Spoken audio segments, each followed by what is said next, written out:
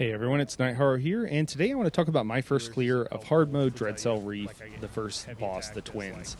So with this fight, there are a lot of differences in normal compared to hard mode, and so I'm just going to kind of go over those. And I also want to talk about something that really affects players of all. To me, I mainly think of tanks and healers, mostly tanks, but it really applies to everybody regardless of your class. And that's kind of the pros and cons of different sets and why you would choose to maybe do something safer for the group or to do something that helps DPS and can kind of make the fight go a little bit faster, which does help the group and does make it easier if and only if you aren't dying to other mechanics. So anyways, we'll go ahead and talk about some of the deal that's going on here, some of the differences. So instead of getting 2 Atros, you actually get 4 Atros, and then if you see over there right by that Atro, there's a sword, a big blue sword that's sticking into the ground. There's also weapons that happen. So first off, with the Atros here, instead of getting 2 of the same color as the boss, you get 2 of the same color as the boss and 2 of the opposite color. And you don't want to hold those inside the bubble of the same color, so you can see that the other tank is holding them outside, and he's just kind of holding them. We're not DPSing them down.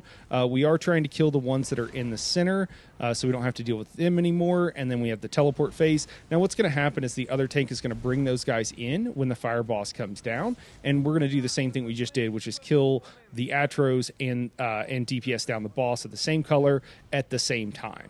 So that's what we're doing here. I'm trying to make sure I've procced PA so that the group has a good DPS window and can get these guys down quickly. And then after that, I'm just looking for the next set of Atros to spawn. So I'm looking for the fire Atros. I'm going to taunt those, and then I'm going to take taunt once the tank gets the debuff on them. Now with the weapons spawn randomly throughout the arena. And if a weapon and a dome of the opposite color touch, it's just like as if 2 domes of the opposite color touch, so that they'll blow up and they'll kill anybody inside, and it'll one-shot everybody, especially in hard mode. I think on normal, non-hard mode, it doesn't necessarily one-shot everybody, but that's what's going on here. So during teleport phase, obviously we need to pull up the bubbles, and so we want to not have the weapons in the way during the teleport phase, because then we won't be able to grab the bubble to interrupt the boss. The other thing is, when you grab the bubble on hard mode, you are stunned. You can't do anything, so you need someone else there to interrupt the boss for you. Now, we're splitting up. We're going to the second phase of the fight, which is the last half of the fight.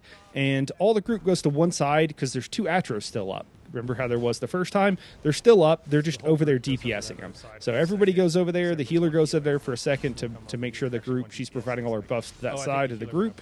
And then they're going to kill those Atros. Once they get them down, they're still going to stay over there, and they're going to keep DPSing down that boss. And the reason for that is it's just a little bit better, a little bit more optimal with a group. It's not safer, but it is more optimal as far as getting the boss down, to have everybody on one side for buffs and everything else. So that's what's going on here. Now, there are a few other things. You see there's 4 runes go out instead of 2, and then you shoot out an AoE from you. The other thing that happens is that the boss will teleport to the other side. It'll drop that bubble on the other side, and then that group can't move and has AoEs that grow underneath them, and will eventually explode and one-shot anybody inside those AoEs, including tanks and everything else. What has to happen is that someone from the other side has to bring their bubble over and put it over that group of people, and that will allow them to no longer be stunned and be able to move and get out of the AoEs. So that's what's going on there. Another thing, when you get the runs here, you shoot out an AoE in a random direction. It does telegraph to you. I say it's random. It's random what it chooses, but it does tell you which direction, based on what direction you're facing, it's going to shoot out at. So you can control where it's going to shoot out, and that's kind of weird to explain. Honestly, I need some DPS footage to make that make much more sense, so I'll just leave it there for now. I think that's most of it. When the weapons are destroyed, they send out this wave. The wave does more damage the further it gets. It'll typically one-shot DPS unless you're very close to it, because again, the damage ramps up.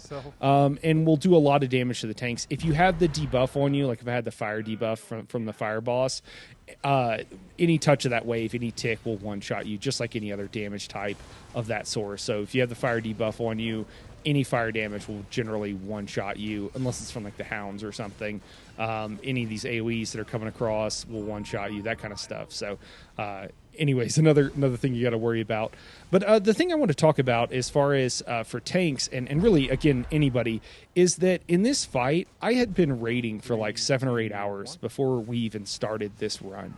And I've been doing a lot of VDSR this week because there's been the High Isle event has been going on. Yeah, here we go. They're bringing over the bubble, and we're able to move. For some reason, the AoEs didn't spawn under our feet. It'll happen again in a second, and you'll get to see them. But anyways, my point is that I was really tired, and so what I did is I put on Engine Guardian here, which is a set that I haven't been needing to wear. It's a sustained set for a tank.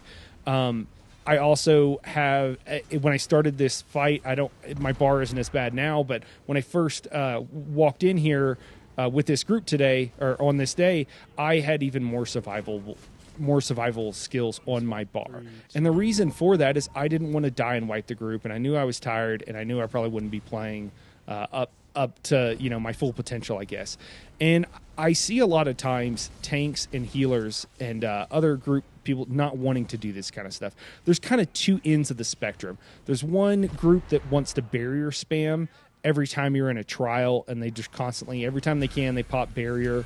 They wear 2 5-piece sets that are like quote unquote selfish, that are there for survivability, plus a selfish monster set. They don't care about buffing the group or providing extra DPS. So that's the one extreme. And then the other extreme is like, I always got to be wearing all sets that just buff the group.